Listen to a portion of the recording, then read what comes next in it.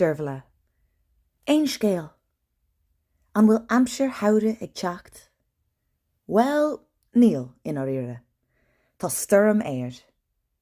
Ach, tá fad brá leis an lá, agus tá bula cúra na mláhanna san éir.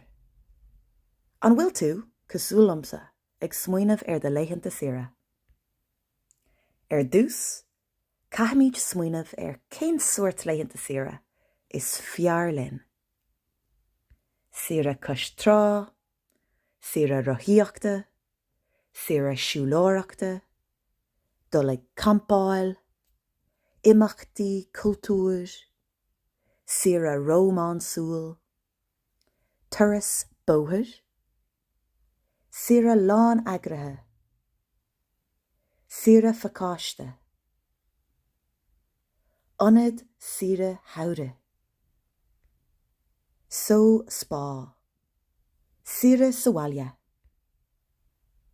Má tá tú i do chonaí in éireann, is féidir leat taitneamh a bhaint as sira sahailne. Ní gádait de cheantar a ágáil chun rudaí iontacha a eiceáil. nó peoc conta nua, nach raibh tú ann riamh, agus féach thart éir. An duine aclaí thu. An bhfuil is agat, cílíonn leitheanta, days, agus sira, free. Mar sin, tóg lá séir nó deire seachtaine chun rothair bhealaí a úsáid.